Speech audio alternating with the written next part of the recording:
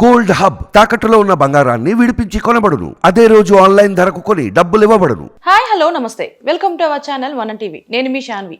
ఈరోజు మనతో పాటు మన స్టూడియోలో ఉన్నారు ప్రముఖ అనలిస్ట్ చందు శ్రీనివాస్ గారు. మరి ఆయనతో మాట్లాడి ప్రస్తుత రాజకీయాల గురించి తెలుసుకుందాం. హాయ్ సార్, నమస్తే. నమస్కారం అండి. సో ఇప్పుడు చూసుకుంటే ఏపీలో ఎలక్షన్స్ దగ్గర పడుతున్నాయి. అలాగే ఎవరి నియోజకవర్గంలో వాళ్ళు పోటీ చేయడానికి రెడీ అవుతున్నారు. మరి ఈ సందర్భంగా జగన్మోహన్ రెడ్డి గారు మాట్లాడుతూ పవన్ కళ్యాణ్ పెళ్ళాల్ని మార్చినంత ఈజీగా నియోజకవర్గాలు మారుతున్నారు అని చెప్పేసి ఒక వర్డ్ అనడం జరిగింది. దీని గురించి ఏం చెప్తారు? అంటే అది మంచి పద్ధతి కదని చెప్పి చాలా సందర్భాలు మనం అనుకున్నాం. అంటే మనిషి జీవితాల్లో వ్యక్తిగత హననం చేయటం అనేది అది ఎవరు హర్షించరు. ఎందుకంటే ఆయనకి ఎన్ని మ్యారేజ్లు, ఆయన ఏంటి, ఆయన తరపున వాళ్ళ భార్యలు ఎవరన్నా జగన్మోహన్ రెడ్డి గారు కంప్లైంట్ ఇచ్చారా? ఇవన్నీ ఇవ్వలేదు కదా. లేకపోతే మంత్రులకి ఏమైనా ఇచ్చారా? నాకు వల్ల పవన్ కళ్యాణ్ ఇబ్బంది ఉంది అని ఎవరైనా చెప్పారా? లేదు కదా. ఇది ప్రజల సమస్య కాదు కదండి, ఇది వ్యక్తిగత సమస్య. ఆయన ఇష్టం అది.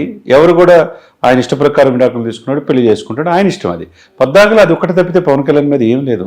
అంటే ఆ పొజిషన్లో రాజ్యాంగబద్ధంగా 151 సీట్లు ఇచ్చి 22 మంది ఎంపీలు ఇచ్చినప్పుడు జగన్మోహన్ రెడ్డి గారు రాజ్యాంగబద్ధంగా ఏర్పడినప్పుడు ఆయన ఎప్పుడు మనం కూడా జగన్మోహన్ రెడ్డి గారు అని గౌరవించుకుంటాం. మరి ఆయన ఎందుకో తెలియదు కానీ పవన్ కళ్యాణ్ మీద ఇక ప్రతి సమావేశంలో ఆయన్ని పవన్ కళ్యాణ్ని ఈ విధంగా వ్యక్తిగత హననం చేయటం హిందూ ధర్మశాస్త్రం విరుద్ధం. అంటే ఇప్పుడు అది ఆయన తెలియదా?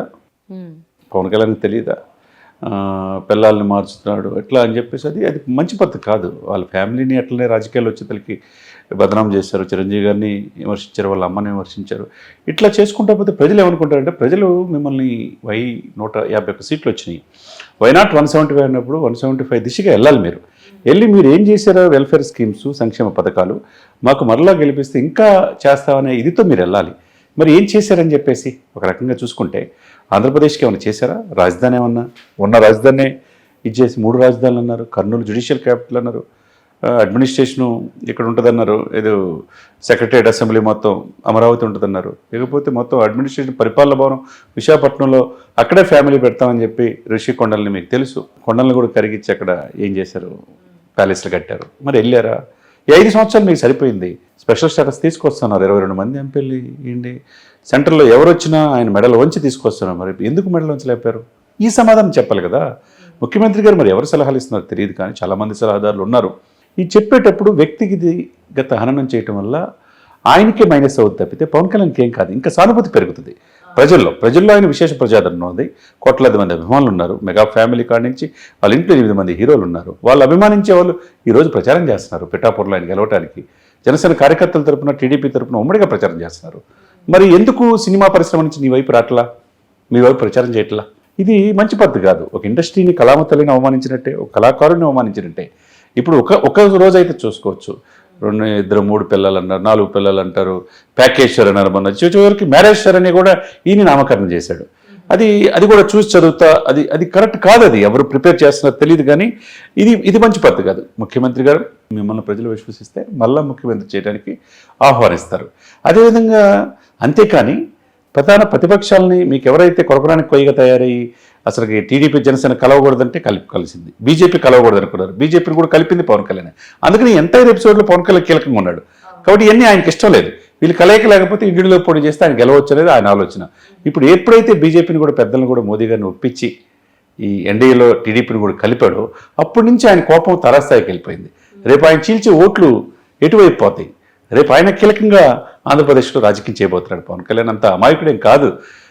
2 దశాబ్దాలు చూశాడు. దాదాపు దశాబ్దం పైన పార్టీ పెట్టి తన సొంత డబ్బు ఖర్చు పెట్టుకుని వస్తున్నాడు. ఆయనంత త్యాగాలకు సిద్ధపడుతున్నాడంటే ఏదో ఉంది వెనక. ఆయన ఒక ఎయిమ్ అనేది పెట్టుకున్నాడు. ఆ ఎయిమ్ ప్రకారం వెళ్తున్నాడు. ముందు 24 సీట్లు అన్నారు, ముందు 50 అన్నారు, తర్వాత 24 అన్నారు, 24కి 21కి పడిపోయింది. 4 ఎంపీలు అన్నారు, 3 అయింది, చివరికి 2 ఎంపీలు. అయినా కానీ రేపు హోరాహోరీ పోరులో ఆయన దాదాపు 21 సీట్లో 15 సీట్లు గెలవబోతున్నాడు. అది ఎంపీలు 2 గెలవబోతున్నాయి. అది రేపు కీలకం. ప్రతి సీటు కీలకమే. రేపు కూటమిలో ఎవరు అధికారంలో రావాలన్నా, ఎవరు ముఖ్యమంత్రి, పవన్ కళ్యాణ్ కూడా పాత్ర ఉంటుంది. పాత్ర లేకుండా కూటమి అధికారంలోకి వచ్చే అవకాశం లేదు. సరే, అది ఒక రకంగా వైసీపీ ఓటు బ్యాంకుని కొల్లగొట్టేటానికి పవన్ కళ్యాణ్ అగ్రెసివ్ స్పీచెస్ కావచ్చు, ఆయన లేవనెత్తిన ప్రశ్నలు కావచ్చు, వాలంటీర్ మాటను ఏం జరుగుతుంది అనేది చెప్పాడు. తర్వాత రిషి కొండలు ఏ విధంగా కొండలు గారిపోయాయి, ప్రభుత్వ ఆస్తులు ఏ విధంగా తనఖా పెడుతున్నారు, ఎందుకు జాబ్ క్యాలెండర్ లేదు, ఎందుకు పోలవరం పూర్తి చేయలేదు, ఎందుకు అమరావతి రైతుల కోరిక నెరవేర్చలేకపోయావు, ఈ ప్రధానమైన సమస్యలు ఉన్నప్పుడు దాని మీద దృష్టి పెట్టాల్సింది పోయి ప్రతిదానికి ఆయన వ్యక్తిగత విమర్శలు చేయటం, అది మరి జగన్మోహన్ రెడ్డి గారికి అది ఆలోచించుకోవాలి, ఆత్మపరిశీలన చేసుకోవాలి, ఎవరినన్నా ఒకరిని క్రాస్ చెక్ చేసుకోవాలి. ఎవరైతే రాసిస్తున్నారో ఆ స్క్రిప్ట్ రైటర్స్ ఎవరైతే ఉన్నారో, దానివల్ల వైసీపీకే ఇబ్బందేం కానీ పవన్ కళ్యాణ్కి ఏం ఇబ్బంది లేదు. పవన్ కళ్యాణ్ ప్రజల్లో ఉన్నాడు, ప్రజల్లో తిరుగుతున్నాడు, ఆయన పద్దాలు ఓడిపోవడానికి సిద్ధంగా లేడు. ఈసారి అసెంబ్లీలో 2024లో అడుగు పెట్టబోతున్నాడు.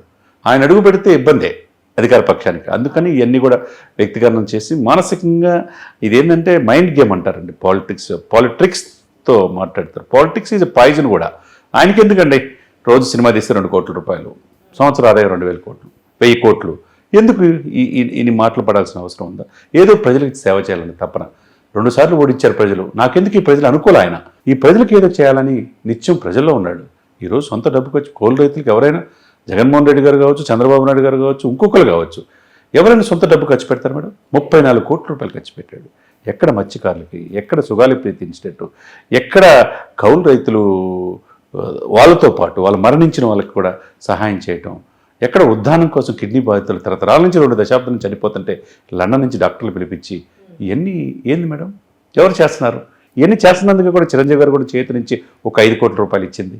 ఒకవైపు రామచంద్ర కావచ్చు, ఉపాసన కావచ్చు, అందరూ కూడా ఎందుకు చేతనిస్తున్నారు? ఏదో సమాజం చేయాలని తపన, పుట్టిన నెలకి ఈ గడ్డకి ఈ ప్రజల కోసం చేయాలని తపనతో ఆయన వెళ్తున్నాడు. అది గౌరవనీయ ముఖ్యమంత్రి గారు గుర్తుపెట్టుకోవాలి. ఇక ఆ వ్యక్తిగతాన్ని పక్కన పెట్టేసి మీరేం చేయబోతున్నారు? మేనిఫెస్టోలో గతంలో ఇచ్చిన వాగ్దానాలు పూర్తిగా నిర్వర్తించలేకపోయారా? బటన్ నొక్కితే పథకాలు అంటున్నారు. మరి ఆ విధంగా పథకాలు ఉంటే పథకాల సంక్షేమం వరకు ఓకే, ఆయనకంటూ ఒక ఓటు బ్యాంక్ ఏర్పరచుకున్నాడు. కానీ ఇంకా అంతగా మించి ఉంటే తప్పితే అధికార కూటమిని ఎదుర్కోలే. ఇప్పుడు అవతల ఆపోజిట్ కూటమిని, ఆ కూటమి ప్రశ్నిస్తుంది, సమాధానం చెప్పాలి కదా. ఎందుకు మరి 5 సంవత్సరాల నుండి మీరు స్పెషల్ స్టేటస్ తేలైపోయారు? ఎందుకు 954 కిలోమీటర్ తీర ప్రాంతం ఉండి పరిశ్రమలు, ఐటీ కంపెనీలు తేలైపోయారు? ఎందుకు మద్యం దశల వారీగా పూర్తిగా నిషేధిస్తానని మద్యం మీదే ఎందుకు ప్రభుత్వం ఆధారపడి ఉంది? ఇవన్నీ ఇసుక మాఫియా అన్నారు, శాండ్ మాఫియా అంటున్నారు, గంజాయి అక్రమ రవాణా, ఇవన్నీ జరుగుతుంది. చివరికి ముఖ్యమంత్రి మీదే దాడి జరిగే పరిస్థితి ఉందంటే లా అండ్ ఆర్డర్ ఎక్కడుంది?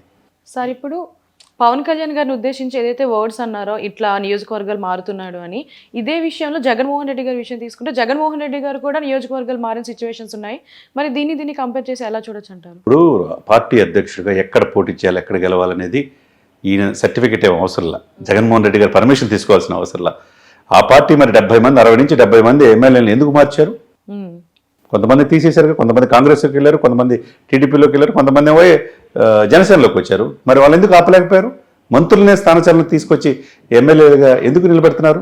ఒక ప్లేస్ నుంచి మార్చి, సపోజ్ వంగా గీత గారు ఉన్నారు, కాకినాడ ఎంపీ, సమర్థవంతంగా పనిచేశారు, మళ్ళీ ఎంపీ అవుతారు అక్కడ ఉంటే అనుకోవచ్చు. మరి కాకినాడ నుంచి పిఠాపురం ఎందుకు మార్చారు? పవన్ కళ్యాణ్ మీద రేపు గెలవగలే అవకాశం ఉందా అంటే అది లేదు. ఇప్పుడు ఈయన మార్చితే అంటే ఈయన చెప్పింది మాత్రం వినొచ్చా ప్రజలు? ఎదుటి వాళ్ళకి చెప్పేటప్పుడు, ఎదుటి పార్టీలు చెప్పేటప్పుడు మనం ఏంటనేది కూడా ఆలోచించుకోవాలి. ముఖ్యమంత్రి గారు తను ఎందుకు ఒక ఆ మనిషిలో ఇది కనపడుతుంది. పాయింట్ ఆఫ్ వ్యూ ఏంటంటే పాలసీ మ్యాటర్స్ మాట్లాడాలి.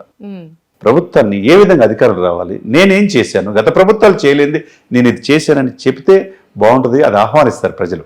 అంతేగాని పద్దాగల పవన్ కళ్యాణ్ గారు ఏ స్థానం పోటీ చేయాలి ఎవరికి చెప్పాలా? ఆయన ఇష్టం. తిరుపతి పోటీ చేసినా, భీమవరం పోటీ చేసినా అనుకున్నారు.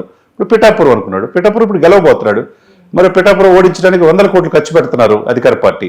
ఒక్కొక్క మండలానికి ఒక్కొక్క మంత్రిని పెడుతున్నారు. ఎంతమందిని పెట్టినా, ఎన్ని వేల కోట్లు ఖర్చు పెట్టినా చివరికి జగన్మోహన్ రెడ్డి గారు పిఠాపురంలో పోటీ చేసినా అక్కడ గెలవలేని పరిస్థితి. పవన్ కళ్యాణ్ గెలవబోతున్నాడు. అసెంబ్లీ గేటు దాటనేను, గేటు టచ్ చేయమని చెప్పి మంత్రులు చాలామంది చెప్తున్నారు. వాళ్ళందరూ రేపు గెలిచే పరిస్థితి లేదేమో కానీ ఆయన గేటు దాడి అసెంబ్లీలో ఆయన చైర్లో ఆయన కూర్చోబోతున్నాడు. Okay, yeah sir. మరి ఎలక్షన్స్ కూడా దగ్గరలో ఉన్నాయి కాబట్టి ఎవరు గెలుస్తారనేది చూడాలి. Thank you so much sir. Thank you.